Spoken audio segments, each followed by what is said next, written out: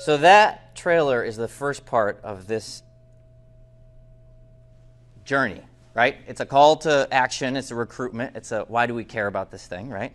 Because there is a secret history out there, and we're going to talk about it. So first, let's talk about the podcast, those of you that listen to it. Episode 1 visited 2 clockmakers, one rescuing the other from prison. I won't get too into it, but at the end, what do we find out? We find out that there is this secret clock design out there.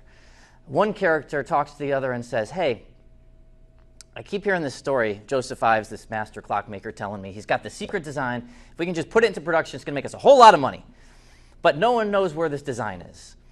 But he told me this story about, going with Gideon Roberts, the master clockmaker, and took him back to the woodshed, and he saw this clock in the corner, and it wasn't really looking like a clock, and this, that, and the other, and that's it. And the guy said, woodshed? What about this woodshed? And the minute one character told the other this key word, the first character knew instantly where this clock design was located. And so the secret ending is not as long as the podcast episodes or chapters 1 and 2, but here is that secret ending. So, sitting on the porch of the Abel Lewis Tavern, we have John Burge, the investor, and Titus Merriman, Bristol's doctor, and also investor. And the two are trying to figure out how to make a clock that can make them all the money they need to do to accomplish their goals in life. And each one has different goals. The clockmaker, Joseph Ives, he wants to make clocks because it's his passion. The investor, John Burge, wants to make clocks because it gives him a legacy. And of course, Titus Merriman wants to make clocks so it can build his community, more jobs, and maybe one day a hospital. But only one of them has secret access to that community. So think about it. You've got a community of 1830, colonial times, right? Folks are by their nature private, and as Titus Merriman said himself, Bristol is a competitive town, which encourages what? Secret making and secret breaking. So if you do have a secret in Bristol, how is it you would keep it in 1830? You couldn't lock it up, right? You had to keep it someplace that was accessible, number one, if you're going to use that secret, but also kind of hidden, maybe hidden in plain view or hidden in privacy. So the secret ending here is that Titus Merriman tells John Burge that in all of his travels, of all of his visiting of patients in the Bristol community, he is a rare person of a profession that is invited into people's homes. Now, if you had something you wanted out of public view, keep it in your house, right? Safer than in a store. There weren't many banks or anything like that back then. So here we have a character, Titus Merriman, who's a doctor, who's able to be invited by invitation into people's homes. And being a doctor, he's there at bad times. And oftentimes he's invited into spaces that are considered private to help the people in those homes. So Titus tells John, one time I went to help a family in Bristol. And they couldn't pay me money because there wasn't money back then. It was very rare, right? You had to trade and barter. We talked about that in the last event, about the system of bartering that kept local economies going. So in exchange for doctor services, he was allowed to choose a book from that person's library. Now, libraries back then, was it a building like this? No, it was a personal collection. Books were rare. Books were actually very expensive. And you didn't loan your books to just anyone because they could come back torn and fragment. I mean, you just couldn't protect paper back then like you could now. So in exchange for services, Titus Merriman was allowed to borrow a book. And what he noticed in this book, when he was reading it by the fireside, at a later time, he noticed something in that book that stood out to him. And he tells John Burge this. He says, John, this book that I was allowed to borrow, in the back, on one of the pages, had a hand-drawn design. And I didn't think anything of it because people didn't have access to a lot of paper, right? They had to maybe use it if they wanted to scribble something or make notes. And so it wasn't unusual to have a book of official history or even mathematics and have something scribbled on the back. But what he said after that was that, but the thing that stuck out to me is that this design, this image, this picture, at the top was written one word, woodshed. And I said, why would someone draw something in the back, write woodshed on top, and then have a picture that wasn't a woodshed? It wasn't a map. It wasn't anything. What was it? And as he begins to describe to John what he saw, I remember it looked like a clock design hidden in a book on the back page that someone had drawn and purposely put in a book that had no relation to clock design so that they could, one, reference it, and two, hide it. And it's only after John Burge mentions the word Woodshed that Titus Merriman remembers that last part of that book, that very unique design drawing, and the person who gave him that book. Flash forward. It's 1925. Titus Merriman is long gone, but they're tearing down his house here. I think it's on Merriman Street. And what do they find in the attic? This. This is a real photo of mysterious clock cases missing the movements that was found in the attic of Dr. Titus Merriman's house when it was torn down in Bristol to be rebuilt for some other purpose. Isn't this mysterious? So here we have a discovery of a secret clock design with a keyword Woodshed. And next thing you know, 100 years later, we find these unfinished clocks in Titus Merriman's attic. A mystery that we hope to solve. Now, there are some theories out there that there were some movements found with these clocks, but these movements that they found that go inside the faces of dials, they didn't fit perfectly the clocks, right? They didn't fit the clocks. But you know who made those movements? Joseph Ives. So here you have, in Titus Merriman's attic, mysterious empty case clocks, cases without clocks, of a very strange design, right? Not quite a shelf clock, not quite a wag on the wall, right? And next to it, you have lined some movements made by Joseph Ives that don't even fit in these clocks. Something was going on there, right? Maybe it was experimental. Let's talk about just a theory of history here. History is what? It's something that happens, and it's perceived by somebody, and that becomes a memory, and maybe that memory becomes a record, and we revisit those records. But one thing I want to say off the bat about how we're going to interpret this, how we're going to approach this historical record, is this is my metaphor. History just keeps going. This is essentially a 12 million year old, 400 million year old rock. This came from the Smithsonian Museum in D.C., found in Vermont. So you might imagine this same rock can be found right here in Bristol, right? 400 million years old. And if we go with this metaphor, right, each of these layers is a memory, and maybe these nuggets here are secrets, and time just compresses memories and compresses them until all the layers form just this rock, and this rock is just called Bristol's history, and you put it in a book and put it on a shelf, right? But if you take that book and open it, if you take a rock like this and you try to get to these layers, some layers made 400 million years ago, all of this is history, right? So it's layers of memories, and it's about accessing those layers if you want to get to maybe a nugget here or a secret here. So stay with me on this, all right? So we're going to return to this rock metaphor, but the key is history is layers of memories. So in the podcast, there is a famous story about, well, I wouldn't say famous, but this is a story we're going to look at today. So for those that prefer something in your hand, can I get some assistance? In the back, there are each packets, okay? So each person can have or share a packet. So for those that feel like walking, please get on your feet and grab a packet. Otherwise, I'll zoom in here and we can look at the story on the history, right? All right, so we'll start with story A. Now, hang with me on this, all right? During our podcast story, at some point, we break in the storytelling of clocks and we tell this story about this unfortunate incident between hunters on South Mountain, on Fall Mountain, right? So what happened here, according to the story of the early Bristol settlers, is that, as it says here, there was a famous hunter who was named Ives, even related to Joseph Ives and Gideon Ives, right? This hunter was hunting with another hunter called Gaylord, Jesse Gaylord, okay? Now, this is the first account we're going to look at of the story. And in this account, if you look at, you can read it, but it's highly specific. The first, we start off with a deer, right? Now, this is history, okay? We start off with a deer. It was making its way east, and the two hunters agreed to separate.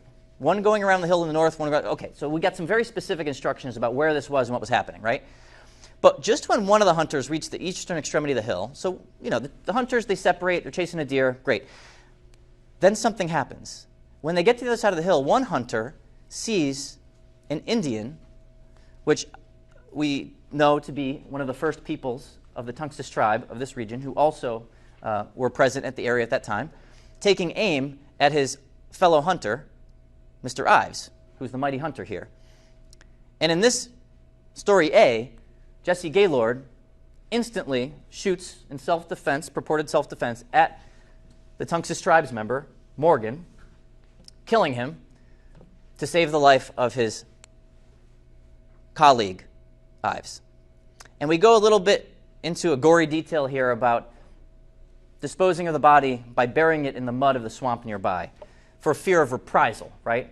The concern would be, as illustrated at the end of the story, is that the tribesmen of the area, having to share the hunting ground with these growing settlements, were very upset at the competition on these hunting grounds, and that the Indian most likely, the native tribesman most likely was upset at these two hunters encroaching on his hunting ground, and that was the reason for the firing.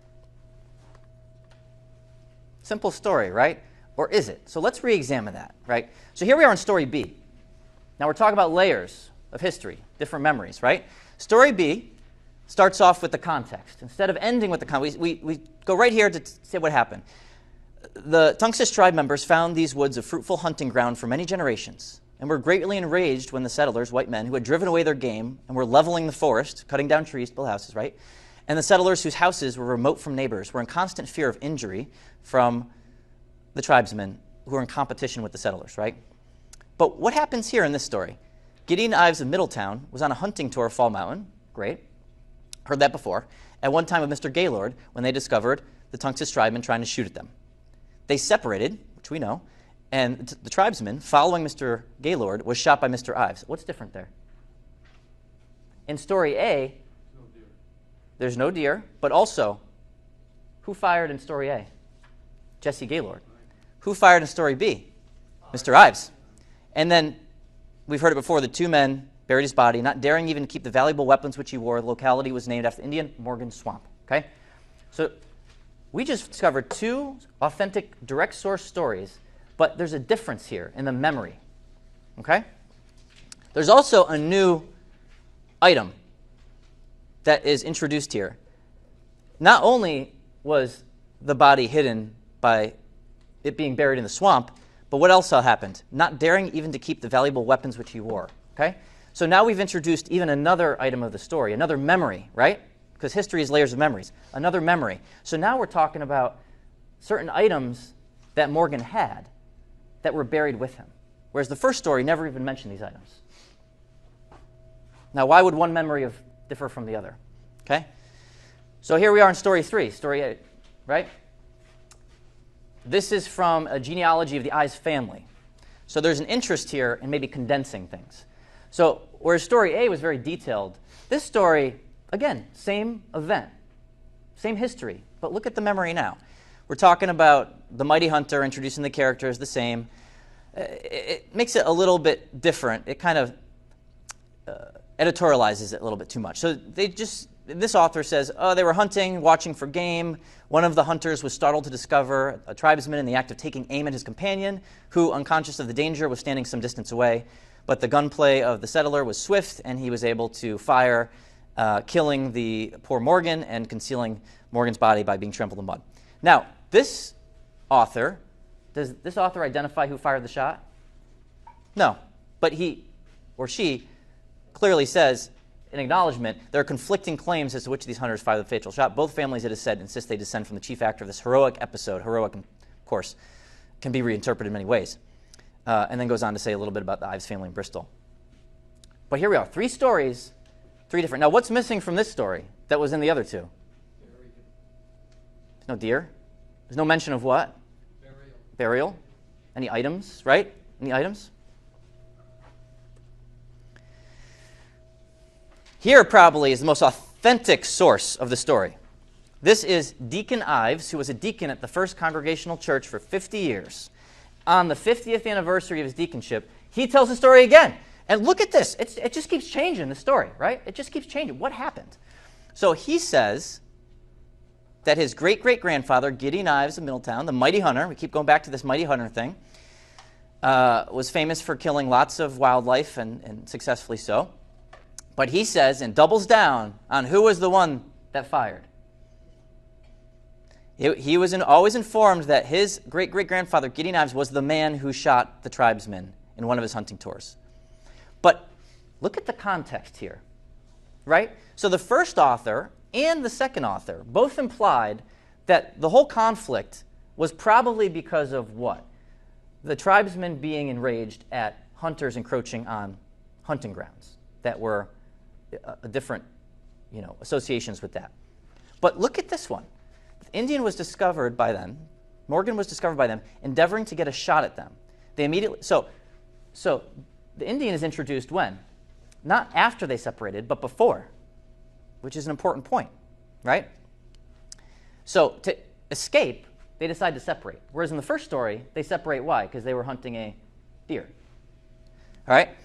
They immediately separate, passing the opposite direction on a hill with the understanding that if Morgan should pursue either of them, the other was to shoot in defense, right? And then we say that Morgan immediately pursued who? He went beeline for who? Jesse Gaylord, who in the first story is the hero that saves Ives, right? But in this story, it's Gaylord. And then, afterwards, Deacon Ives says, the countenance of Morgan was recognized by Mr. Gaylord, and Gaylord said he knew what he was endeavoring to kill him for. This is a vendetta, right? That is this memory. And then they both agree. They united in burying him with what? And we raise this again. With his armor, keeping it a profound secret for a long time. Okay?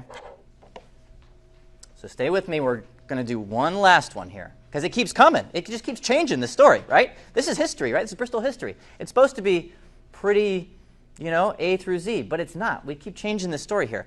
So now we're going to go back, and this is kind of an analysis and interpretive. So this author says there are other versions of this story. And so first he goes on to say about Deacon Ives and notes that Deacon Ives says that Ives was the one, the mighty hunter, that shot Morgan.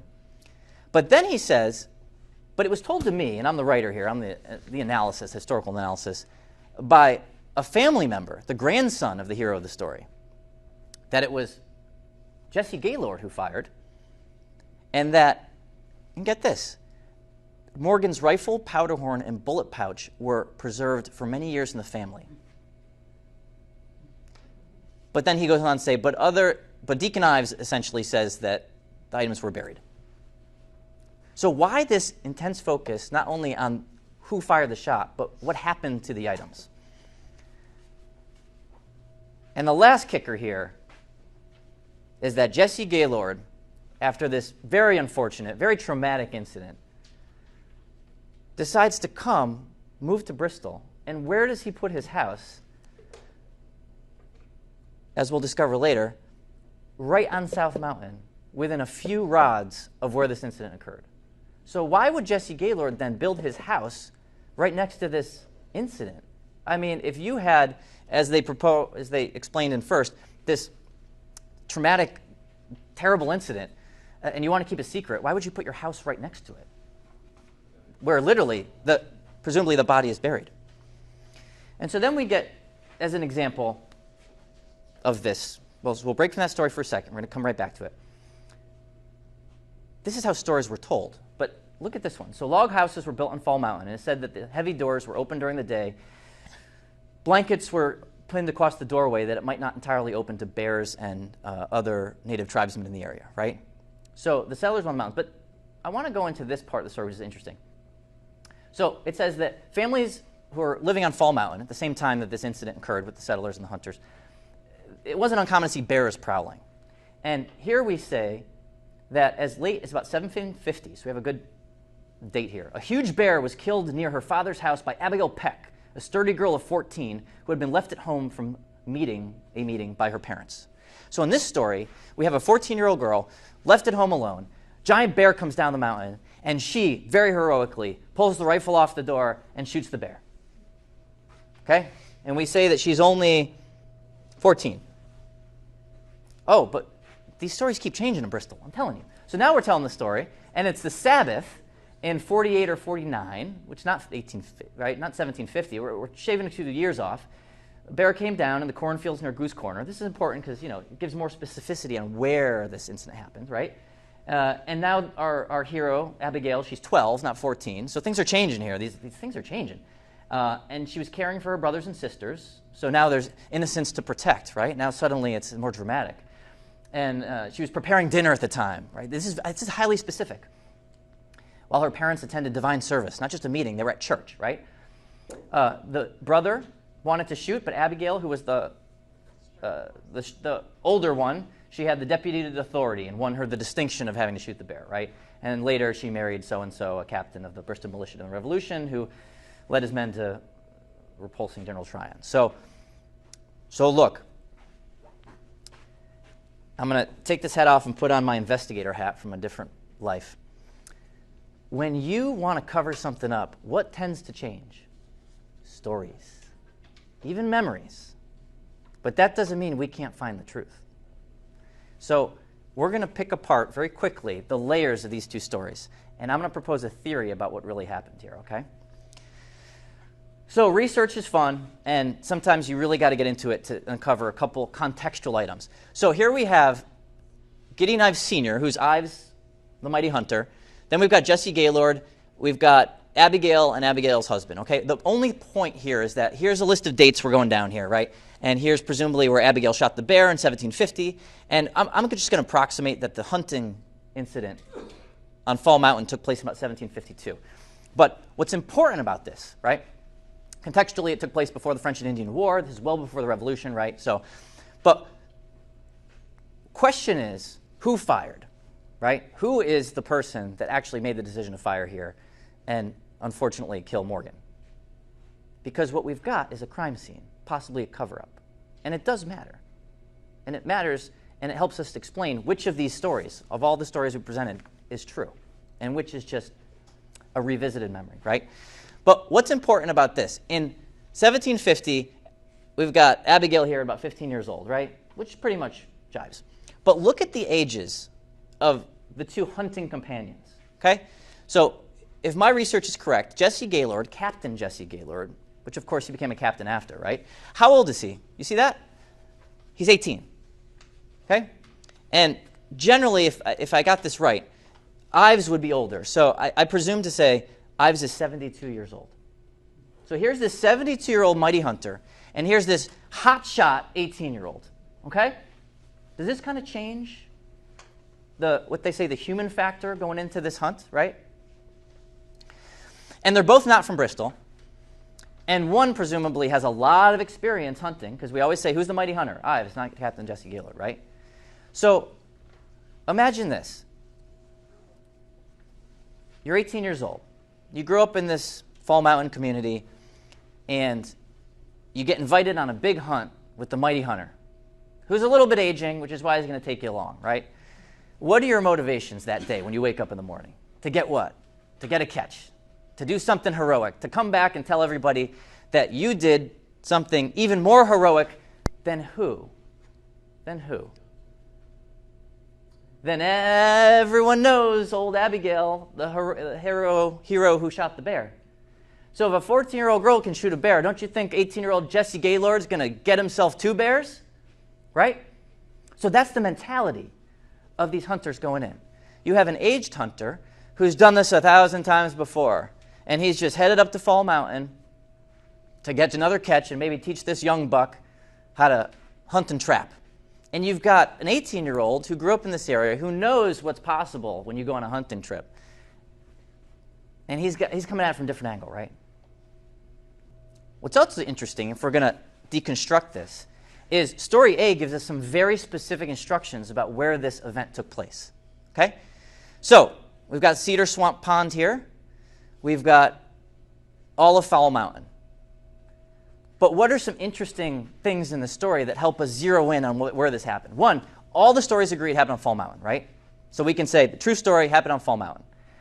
One history, all of them say something about a hill. We know there's a hill involved, right? Because they had to separate, go around. And then all of them agree that Morgan was buried in a swamp, right?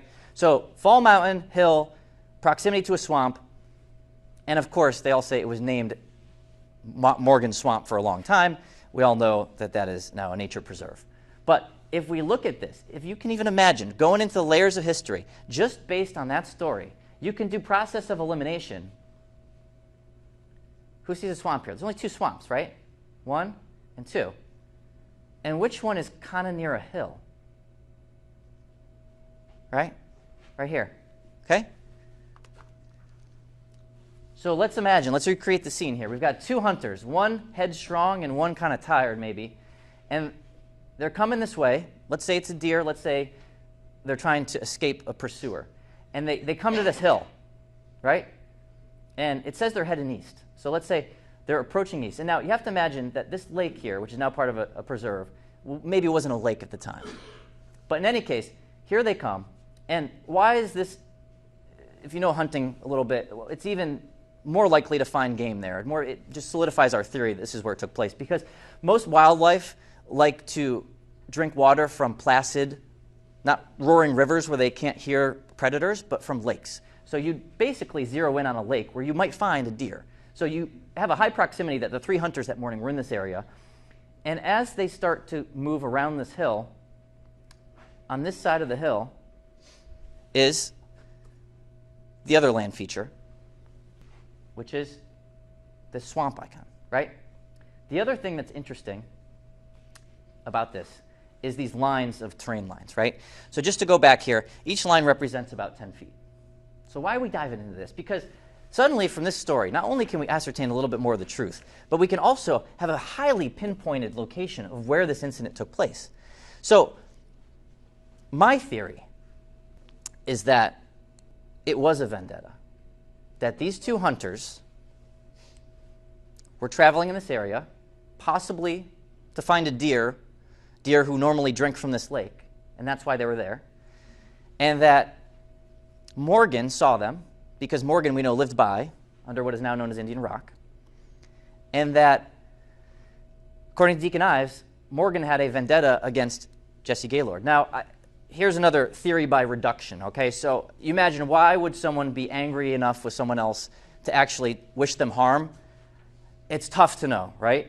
But what we can do, let's just use, say, the 10 Commandments as an example and do process of elimination, okay? 10 Commandments, don't do 1 through 10. Well, knowing that Morgan was a member of the native Tronxus tribe and Jesse Gaylord was a member of the English settler community, we pretty much know that it wasn't a fight over God, family, or killing, at least until this point. So what are we generally left with? Theft. Theft. So I theorize that the secret truth of this incident is that these 2 hunters went up on that mountain not thinking that they were going to have this type of encounter. That when Morgan, the Tunxus tribeman, pursued them as a vendetta against young Jesse Gaylord for something he may have stolen from the Indian, Jesse thought that the only way out was to shoot Morgan. And then afterwards is the big problem, the cover-up, right? So, well, why did you shoot Morgan? Well, because he was aiming at you, Mr. Ives, right? Well, then what do we do now?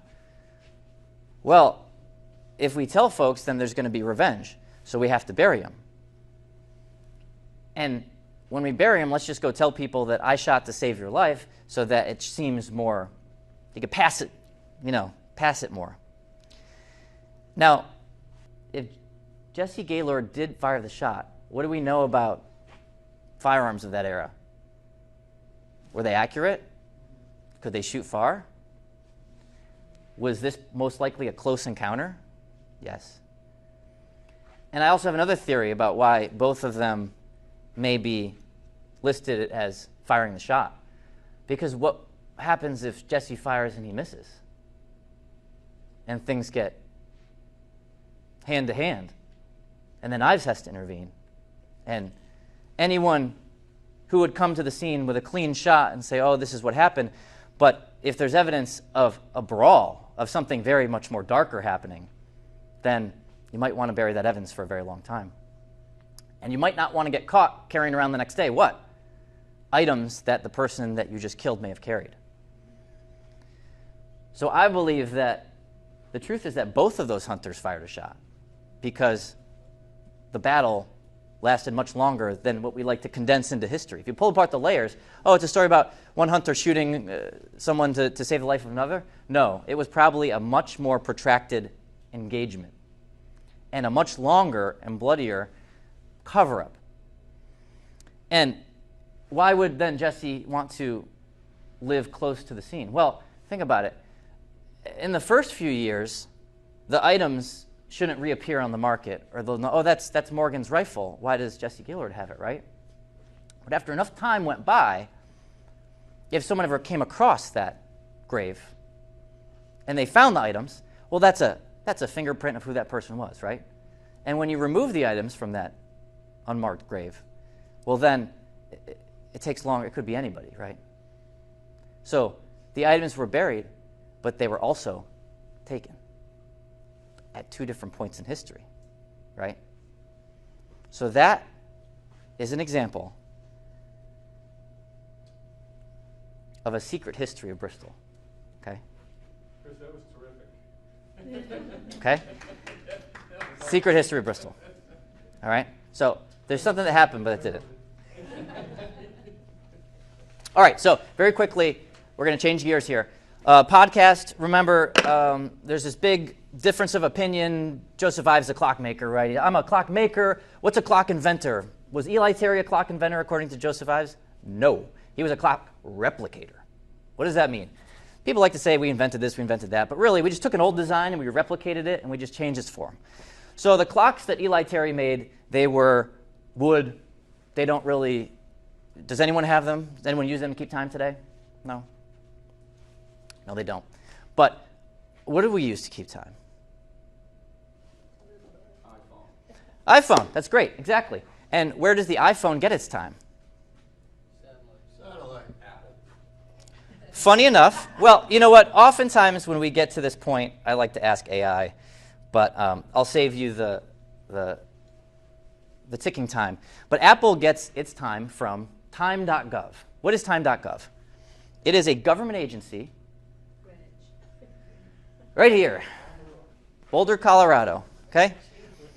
So all of these, it's an old method, right? The clock tower, Big Ben, because how would you know how to set a wooden clock, right? You'd have to look at Big Ben, the clock tower, and say, Big Ben says it's this time, and so then we set our clocks to this time. The same way, your iPhone basically gets the time from someplace else. So is the iPhone the timekeeping device? No. It references a main clock source, timekeeping source someplace else. So literally, you don't have a clock in your pocket. You just have a replication of a timestamp that's transmitted to it by NIST in Boulder, Colorado. Now, what is NIST? It's National Institute of Science and Technology. And there it is with the Boulder Mountains in the background. So, well, so it's true. There are some timekeeping countries that keep different time. But here in this room, the time that you're looking at, if you're in the United States, it comes from Boulder, Colorado. What do you mean comes from Boulder, Colorado? Well, if you visit this place, you'll see the accuracy of various clocks, and it comes from Boulder, Colorado because it's the most accurate clock, right? If you're going to use time for military purposes, for government purposes, even just to get to this event today, you want it to be accurate, right? So sundial, it's accurate to a few minutes. Inexpensive watch to a minute. Look at that. The pendulum clock is pretty much pretty accurate, right? Then we get to a quartz clock, which is a lot of clock movements electric. And then we get to atomic clock and where we have now the nanoseconds, billions of nanoseconds. But you know what's funny is that the pendulum clock is pretty accurate, right? I mean, it's even more accurate than something wearing your wrist. So most of us think, oh, I check my watch. Well, the watch isn't the most accurate clock. It's that old, maybe Eli Terry clock on the wall. And look at that. Is that a clue? I don't know. But what's hanging next to this at NIST in Boulder, Colorado? Literally a pendulum clock, right? So there's at least a hat tip of all these preference timekeeping devices, which does it seem they like the most? But this is what a clock looks like today. The clock you keep that keeps you time is made of this kind of stuff, of light, particles. And so when you look to see if it's time to wake up to go to school, that's what's telling you time. It isn't the Eli Terry wood clock like you saw at our last event, right? It is laser beams. And that is accurate clock keeping, okay? But before we transition to this, there was an audience member that told me that it's the iPhone that they turn to time, right? And if you remember the story in the podcast, what did Eli Terry use to keep time up until he was able to influence it?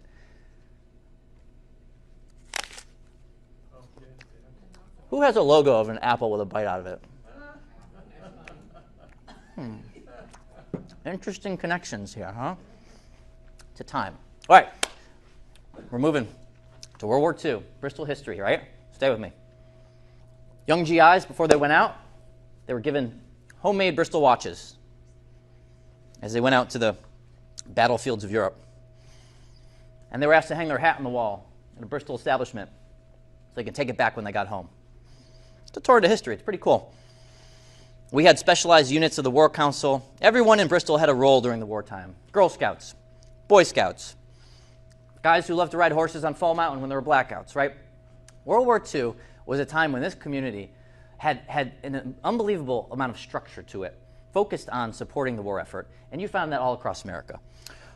Also interesting is we had a corps of citizens whose only job was to climb up on Chippen's Hill and look for incoming enemy bombers, right? And they'd climb on this little thing, this watchtower, which was on Chippen's Hill, and they'd look for the possibility of enemy bombers coming in. Now, why would you think that there would be bombers sent to Bristol of all places and, of course, putting out fires? Because of Bristol's what? Manufacturing. Bristol's factories made critical war components for the Allied forces. Brass for the shell casings, springs for the weapons, many other things. And there was a concern, just as we were bombing German factories in Europe, that enemy bombers could stage some sort of surprise attack right here in Bristol. So this was a time when we turtled up, right? There were many things happening in town to protect Bristol's factories and presumably maybe some other things that were here. Great efforts were made to go in various public, private, and secret ways to protect Bristol's infrastructure, okay? World War II. We had pilots that came to tell Bristol workers how important their products were to the success of war. Awards given to large Bristol factories for making various items for the war effort as well. And right down here, which some of you have alluded to, of particular interest were many parts for the Manhattan Project, highly critical and extremely secretive during the production, but later determined to be units for the manufacture of the atomic bomb first dropped on Hiroshima and Nagasaki from the Sessions Clock Company. So you can't get more secret and important than that. Here in Bristol, under the protection of the watchtower of Chippen's Hill, they were making parts that went into not only the atomic bomb, but who knows what else. As I looked a little bit more into the history of Bristol during World War II, I came across this discovery. So for those that want to read it in person, I'll read it out, but take a look at it. So volumes and volumes of history. This building is full of volumes and volumes of history, right? So I came across this memo, and you have to think about it in the context of, World War II, protecting secrets, whatnot. So this memo is super interesting, right? The first thing to know is that it actually doesn't even reference Bristol. But let's look at it in heads. Secretary Jones confirms that NBS succeeded in recovering the Woodshed fragment. And this is why it hit, because I had put in automated search terms Woodshed, just scooping up. You go to the internet, right? Woodshed, Bristol history, blah, blah, all these keywords. It just scoops up all this stuff on the internet you don't even know about, and it spits it out. And I came across this because it was tagged what? Woodshed. Recovering the Woodshed fragment. Results were transferred back to the local agent. Strict instructions were given not to co-locate the sensitive item in the event of an unforeseen loss or targeting of the primary facility. An alternate site was chosen with secure Cipher access for reference by cleared personnel. All gobbledygook from the government, but basically to say these were the guards in place and it's probably in a different place than you think it is, blah, blah, blah. It is imperative that, and then there's a second part to this, okay? It is imperative that NBS liaison to Symbol is assured logistics support to conduct Southern expedition as the trip is short and opportunities for quick return of any findings are limited. Okay? So the first part is pretty clear. We got a Woodshed fragment Secretary Jones. So let me do a quick hash of this. But basically, Secretary Jones, as I found out, was the Secretary of Commerce during 1943, during the FDR administration. And the Secretary of Commerce was in charge of what? The war effort at home, the manufacturing of war materials and supplies to support the Allied war effort abroad. So he was actually a pretty big figurehead. Secretary of Commerce today, maybe not as much, but then a big figurehead in engaging places like Bristol in maximizing their production to support the Allied effort, okay? And him and the Department of Commerce supported the National Bureau of Standards. We just saw that, NBS, right? So if we do Secretary Jones and NBS together, we get National Bureau of Standards, which was organized at the time to do all these little things, which is basically a study, scientific study. Now, when you have a secret, you kind of bury it in something boring, right? So stay with me. Of all the things they're studying, length, mass, time. Okay? So now we have Secretary Jones engaged in the war effort. We've got an NBS agent. NBS we know is National Bureau of Standards, studying time. And somewhere buried down in that research is deciphering completely charred government records. Is one of the missions of the NBS. And we get here and it basically says, this is a government effort engaged in deciphering charred government documents, okay, recovering government documents, of which we know in the letter of reference what was recovered, the Woodshed fragment, okay? So this is a very boring look at what a government building looks like back then, NBS, right? So let's break for a second. NBS, liaison to symbol, right? So if we were to go to our AI here, what is the significance of the code word symbol in 1943? And this is why it's a lot easier to do historical research these days, because you've got such robots helping you. So you're zoning in, right? It's helping you. Okay? So where are we now? It was a secret meeting in a place called Casablanca. So let's fly to Casablanca. And in fact, I did, because I had to figure out what was going on with this memo. So here we are in the White City, Casablanca. Funny enough, Casablanca means White City. And when the Germans cracked the location of the conference, well, actually Casablanca means White House, right? They thought that it was at the White House instead of in Casablanca. And so they didn't send any secret agents to observe, funny enough. The same lighthouse is there from 1943. And this is a foreign place, isn't it? But this is a government building. This is the residence of the ambassador, or the consul general of the United States. Hold on for a second. So here we are, symbol, right? Churchill and Roosevelt meet. This was back in the day when it wasn't easy to get a president out and overseas during a time of war. And they had flown in the same time period, and it's just contextual, that Einstein was coming over for his citizenship. Here's FDR flying over to North Africa to attend this conference and plan the next phase. Here he is with Winston Churchill and two French generals. There we are in a room, and here, ladies and gentlemen, is our NBS agent. Okay? Everyone's in uniform except two. And here's a photo of the facility, government facility back then. We're flying over it, aerial view. This is modern day. It's still U.S. government property. Right? That's the garden. That's what it looks like today. That's the garden back in 1943. This is an event today in the same garden. This is how I broke into the event, looking like that. And there were some fireworks, and it was a nice event. But inside that government facility, that special villa, is a map room that was used to plan very secretive movements during World War II. And can you imagine, when I was in that map room looking for something secret, I found nothing. I flew over the Casablanca, I find nothing. So then I thought, this is treasure hunting, right? Sometimes you look, you find nothing. FDR went to this party with a friend. This is his friend, right? Funny guy. So after they were done with business affairs, what did Winston Churchill do? Did he just fly home and get on with the war? He convinced FDR to go down to Marrakesh to see the sunset. Literally. It's the most beautiful place, he said. And he painted it. And there's actually a painting of Winston Churchill's sunset in Marrakesh with FDR. It's, in any case. And this is what they saw. Hasn't changed much, except they've got probably some satellites. So this is Marrakesh. And I got to tell you, I went there looking for secrets because Marrakesh is what? South of Casablanca, southern expedition. If FDR is in Casablanca and then he goes south, you might imagine the NBS liaison goes there too, right? But what did I find? A whole lot of nothing. In the south, there's just none of the secrets I was looking for. And this is another lesson in the treasure hunting and presentation business, is sometimes you get to a point where you don't find anything. But lucky for me, I have a good friend of mine who I just sent to Marrakesh. He's there today, okay? And I told him, you need to find that secret clock. I was there, I didn't find it. Are you going to find it? So here's his photo just today of the Marrakesh.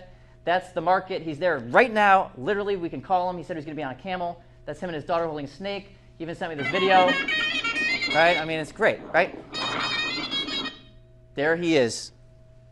I did a video chat with him, and I said, James, tell me your update on the secret clock. And I told him to send me a voice message, so let's listen to it now. I told him to be very, exciting and dramatic about it, but The search for the clock continues. I've not been able to find it yet, but I'm meeting with some locals this afternoon. We'll advise soon. Great, James, thanks. That's, I paid for his ticket, by the way, the whole family, okay? Oh, man. But after all that, I decided, well, that was a dry hole. Let's fly to Boulder, where what is located? The clock that keeps all of our time. And what did NBS become after the war? NIST. Look at that. Maybe there you might find some records. And so under the guise of being there to look at butterflies with my kids, which in the winter isn't much of a disguise, I conducted some investigations around Boulder. Okay? I was staying at the Boulder Auto Hotel, and we're there over New Year's. And, I visited, I was asking questions. I mean, the locals knew I was there looking for this stuff, clock, the Bristol guy, whatever, okay? And New Year's happened. Can't remember what happened on New Year's. But what happened next keys into one of the other themes of this whole adventure at Bristol, is that sometimes when you go looking for something, you don't find it, but that treasure you were looking for comes looking for you. So I wake up, and this was slit under my door. Okay?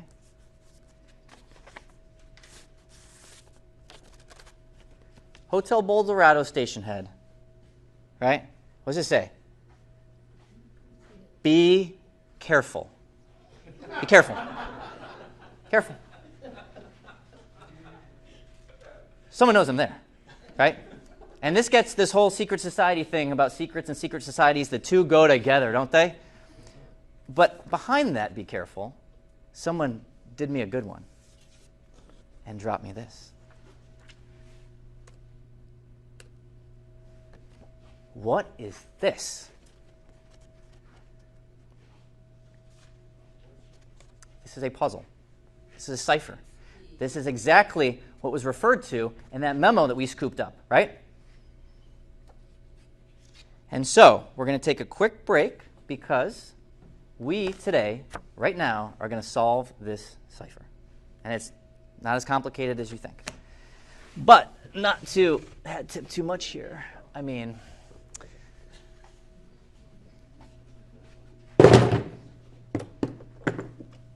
there's always a mystery somewhere.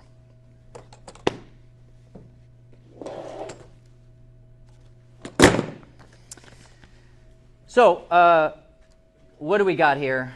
But let's cut to the chase. If you take these things and investigate one at a time, maybe they don't make any sense. But as always, if you investigate it together, you're good to go.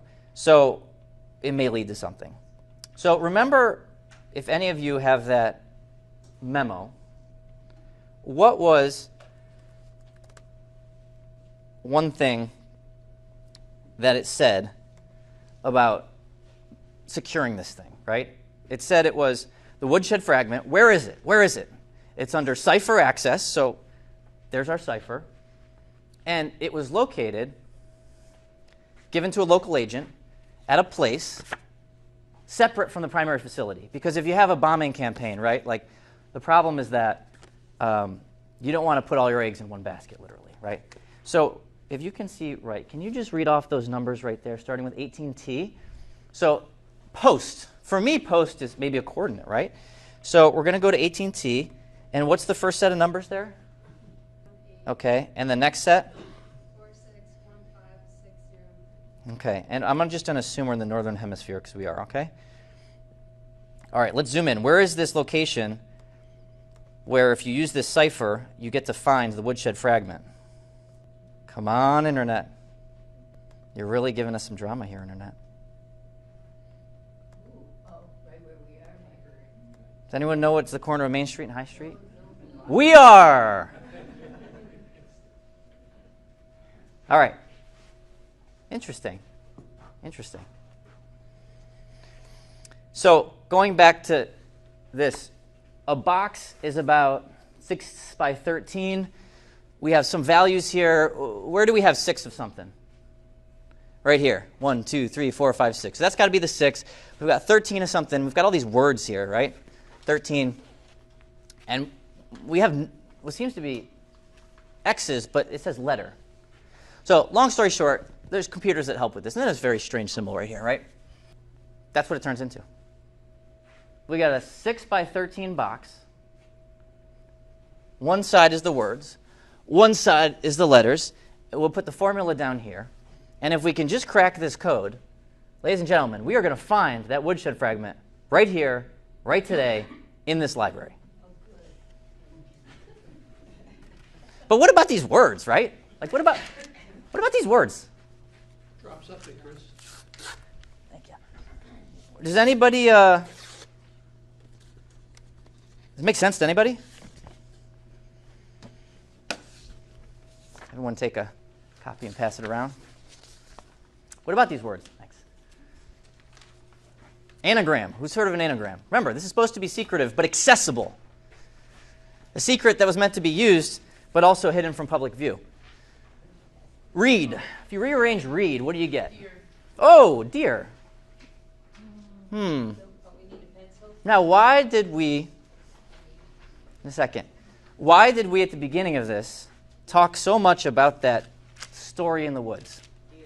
So in World War II, one of the ways to authenticate if somebody was an American, true American, as opposed to a foreign spy, is to relate certain stories that only they would know. So if you wanted somebody from Bristol, how'd you know they're from Bristol? You might want to tell them a story that only somebody would know if they were from Bristol.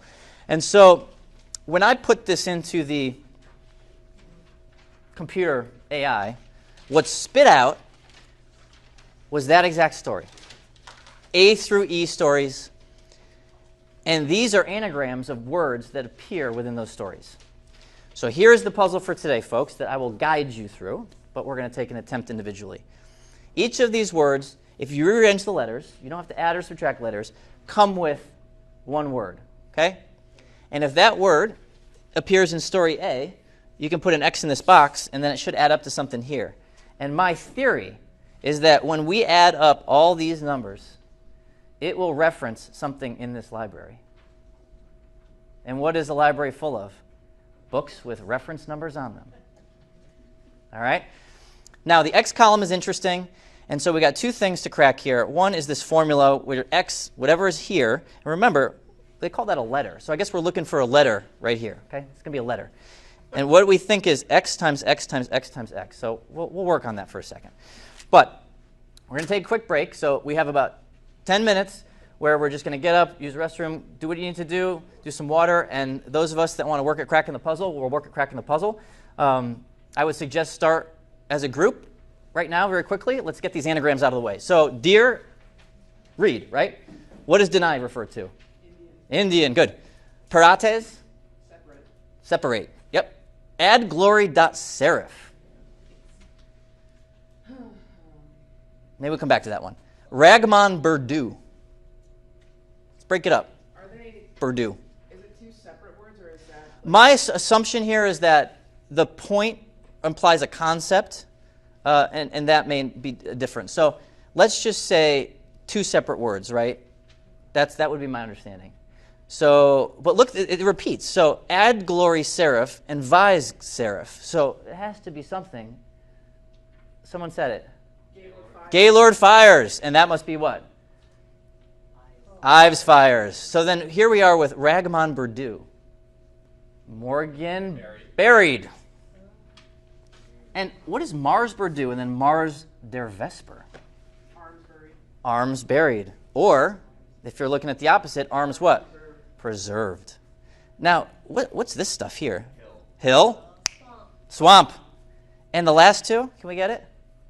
Cork is what? Rock. Good job. And this, there's actually a hyphen in the word. Contextually, that may be the toughest to get right now. Where were they? What were they fighting over? A hunting ground. Yes. Yep. All right, so let's take a quick break and give us some time to crack the puzzle here, and I will guide us through the next phase. So basically instructions are, look at story A. If this concept or word appears in it, put an X. Move on. Story B, story E, and we'll see what we can get through. Let me go on We're in multiplying X, so it's X times X times X. Well, how could X be a number? Oh, it is, and we're talking clocks here. Good. X is a Roman numeral. It's 10. So if we follow the formula here, we've got 10, X 10, X 10. 1,000. 10 times 10 times 10 is 1,000. That's right. But how do you get from 1,000 to one letter? Well, we started using what type of number system? Right, so what's 1,000? Continue. What? M. That's right. Ladies and gentlemen, I think we found our letter. Whatever these numbers end up being, right here we got an M. Well, my hope is that together we're going to do the cipher right now and solve the other numbers and get to a place where we have a good idea of where in this building we will find something hidden. So we'll give some of our detectives here a few more minutes. How are we doing in the back? What we'll do is we'll solve for the group. If those who are working individually try to work C, D, E, we'll go A and B, okay? And then we'll check our work with yours, all right? So going back to the first story, on one occasion, two were stalking a deer. So let's count, right? Deer. Which they saw upon the summit of a hill known as the Rock Lot. Okay, we're at 3. The deer was making towards the east. Deer was repeated, so we don't need to. And the two hunters agreed to separate. 4. One going around a hill on the north side, the other on the south side. Again, hill repeated. The one who decided the deer first to shoot it, just as Mr. Gaylord reached the eastern extremity of the hill, which sloped towards the edge of a swamp. He fires and kills Morgan. They decided to dispose of Morgan's body by stamping it into the soft mud of a swamp nearby. So we're going to go with Ragman Burdu. And then finally it ends with the context of the importance of behaviors and norms in hunting grounds. So at A, we come up with 9.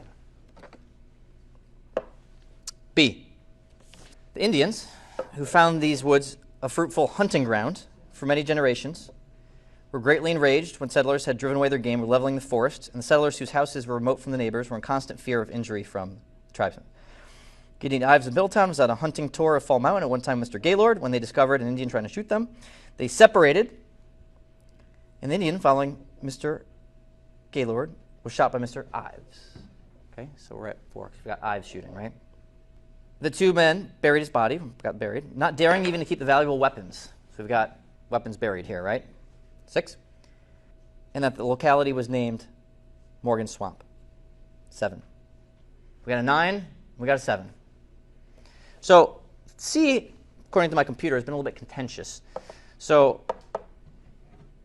story C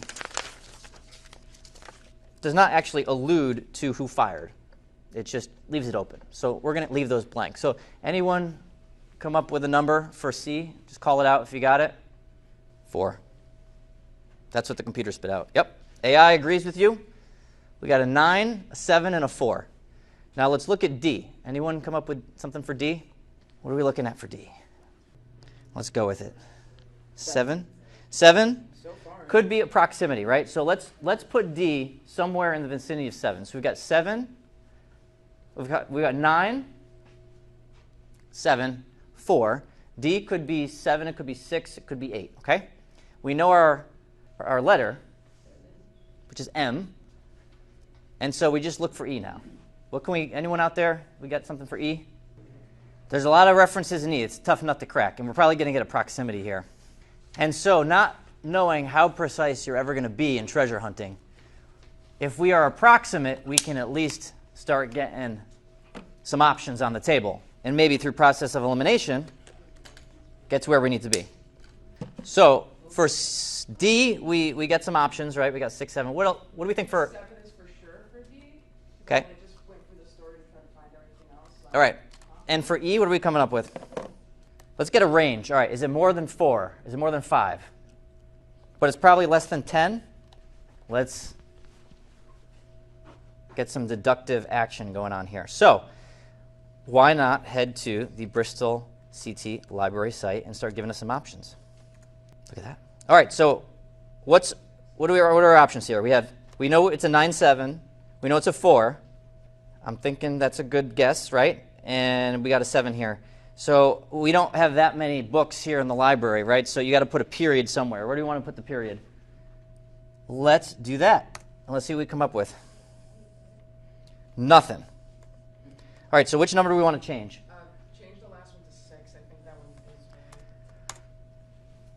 is Got nothing for that. What else? All right, so let's always reverse course. We were a little bit around the 7, so what do we think about that one? 7? Should we go lower or higher? Remember, it's approximate because it's hard with this historical research stuff to get it in precise, right? So go ahead. 7? 6? Try 8. Still nothing. Man. All right, 6. Still nothing. Let's see. Maybe we got to go capital? Oh. Maybe we need spaces. What? Someone come up? What is that book? Connecticut as a colony and as a state, or one of the original 13 by an author named what? Forrest Morgan. From 1852, which has to be one of the oldest books in this library. Let's go check it out. It seems it's for in-library use only, good for us, we're in the library. And it's in the reference section, and it seems there's multiple volumes. So we're going to have to, approximate here. But I have brought with me some runners, some book runners. But for those that want to get on their feet, I suggest we move to the stairs, elevators, or other means to get up to the reference section. And let's go find this book. Where's is there anyone from the library here that could point us to the reference section? What floor? Maybe. Second floor? All right, top floor. We'll meet you on the top floor. It's rolling. Come on. Let's go. Let's go find this book. All right, did somebody write down the... Good. Okay. Lead the way. Reference books? Now, one would think it'd be hidden in there, but that'd be too obvious, right? MA, here we go.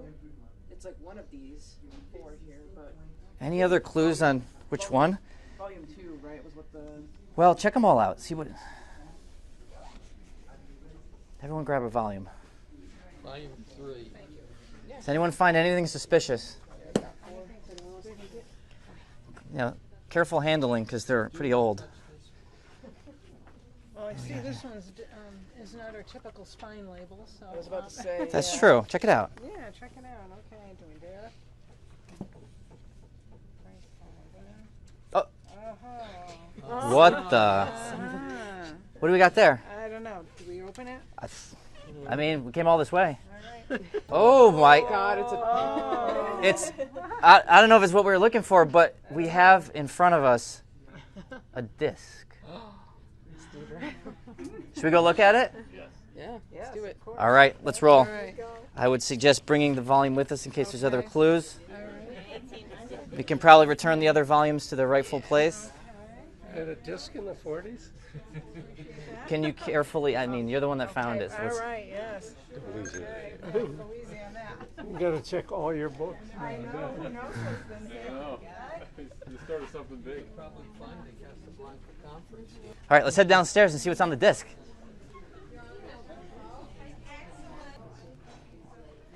We found something.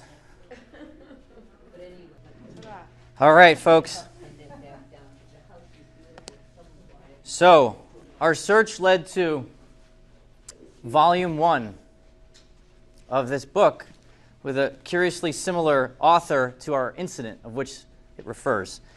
In the front of the book, nondescript, but suddenly in the back, there was an interesting pocket with a very mysterious stamp of a clock on it.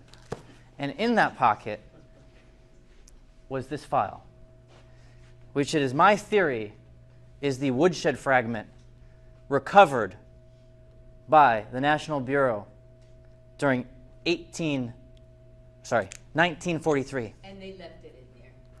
Referenced by local agents who may have been engaged in secretive activities to assist the U.S. allies during World War II, right here in Bristol, hidden not at the primary factory, but hidden right here at this library for reference by those working on this secret design for purposes we still have yet to find out. What is his name?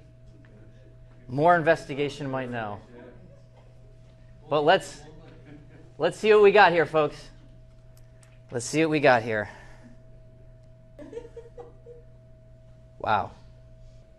Wow. Now, I discovered it first, put it back so we can all see it together. But I did have my sources run some different images of this Woodshed fragment. So you can see it in various different angles and designs And it even has a and look closely at it. But isn't this an interesting thing? Isn't this an interesting... That seems to be different ways of imaging it, right? But we've got a number of features here which are uniquely interesting from a clock designer's perspective. Let's look... Okay, what stands out here, right? What stands out here? We've got elements of a clock, right? Clearly, we've got a hand that points to hour or minutes, right? We've got a number of circles at the top, which I might imagine lead to various escape wheel and internal components of it. And are there any weights or pendulums we see? Interesting. Interesting. Well, it has some kind of a thing. Yeah. So there's a number of features which is very interesting about this. So, folks, we're not going to solve this mystery today, but this is certainly the first clue. Okay? Now, let's use AI to help us out a little bit here. When you have something like this, you got to put to work the whole capacity of the internet to help you maybe solve it. So this is where we get to a little experimental. I don't know what's going to happen next because I haven't really tried this. But here's what we're going to attempt, okay? So I look around this column here. I talked about going back in history, right, about layers and layers of history. So what's interesting about AI is you can give it very specific commands. So were any of us around Bristol in 1830? No. Do we generally know what it looks like? Yeah. From what? From maybe some maps on this website, right? So one thing I've done is I've actually collected a number of linked things, linked maps. And by collecting it together, it offers more context than if these maps were scattered all over the internet and put next to maybe things that are unrelated, like sports news or whatnot. So by collecting these maps in one place, I've created an intense cocktail that can be drunk by AI. And so I'm directing AI to go to my website, look at those maps, and go back in history. And this is the closest you're going to get to time travel, okay? So let's go back in history. I gave it a command. I said, create a map image of a downtown scene of Bristol, Connecticut in 1830. And I gave it a couple shops, whatever, blah, blah, blah, blah, blah. And this is what it came up with. And to be honest, it's probably not that far off from what you might have experienced and the images you might have seen if you were in Bristol in that time. Now, clearly, it's distorted, right? And with all things, train your dragon style, AI could get better and better. But look what you can do now. So they made it, and now I'm going to update the command. I say, look, do the same, but change the time period. Make a new layer. Change that same scene to 1913. Okay? And I like this one because it has a clock tower. Okay? So suddenly, we've just traveled through time again. Here's what it's like, maybe, to be in Bristol in 1913. Okay? Now, because we know Connecticut loves its wintry weather, let's get a street level view here. So you could change the angle. Maybe I want to bring it in a little bit. So AI just changed the view to give us more of a street level immersive view. And I told AI, hey, now let's imagine, do the same, but add a blizzard with 4 feet of snow. Okay? And here we are in Bristol 1913 in the middle of a blizzard with 4 feet of snow. When we look at analyzing history now, this tool that we've got to access the past is becoming more and more powerful at recreating the memories of the past, rediscovering the secrets. And this is a tool that I hope to use in this project and more to really take us back. Because if we want to find that secret clock, we may have to have tools like this to get there.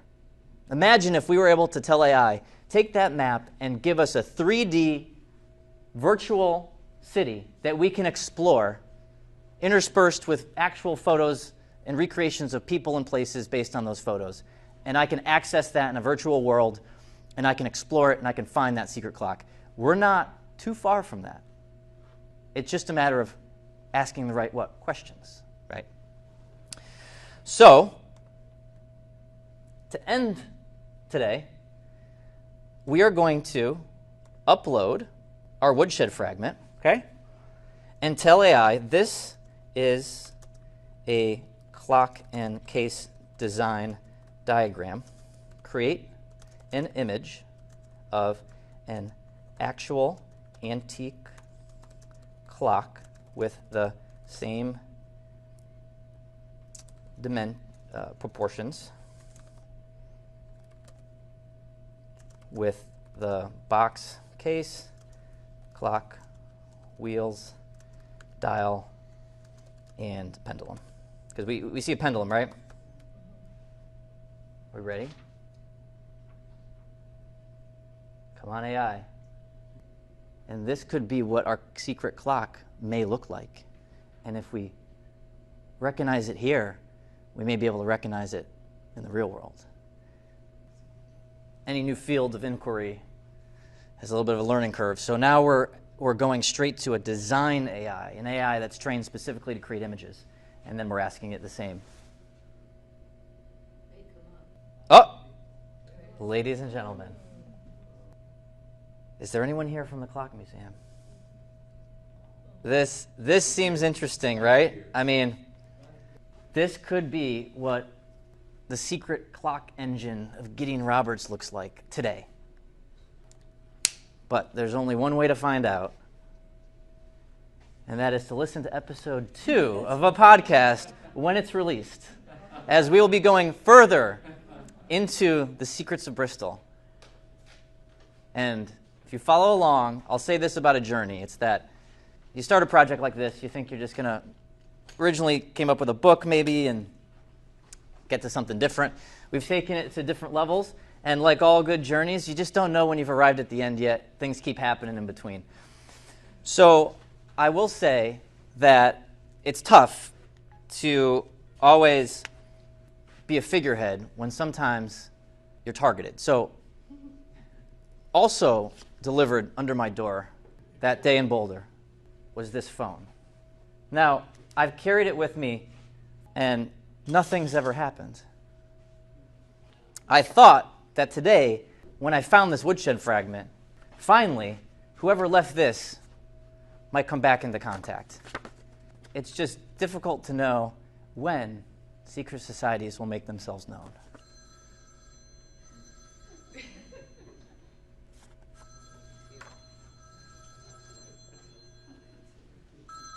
I'm not going to answer it. Is that a flip phone? It is. Oh, what are you going to, oh, you want me to answer it? Please, tell us who's calling. What does it say there? Can you read it? It says what? Unknown. No, it does not. It does say, it says unknown. Can you say hello? Is there anyone there? Oh, it just went out. Look what's on the back of this phone. It's very faint to see. Can you just see what that is? It says unknown, yeah. But the wallpaper of this phone is an X. I told you this phone was delivered under the door. Who uses flip phones anymore? There you go. See? It is kind of coming back. So, ladies and gentlemen, I'm a marked man. My ability to lead this quest has been compromised, and I must fade into the background. But I will communicate with everyone at this point from a distance. From a distance.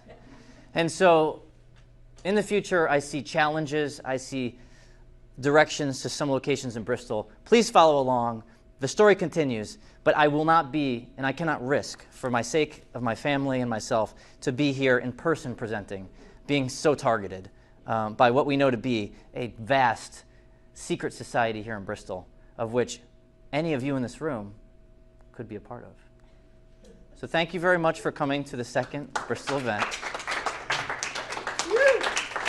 I'm available for questions, and it's my great hope that when walking along in the aisles of the Clock Museum, of this library, maybe even City Hall, you may come across something that looks just like this. And if you do, don't give me a call, but send me a message, through proper channels. So thank you very much for your time today.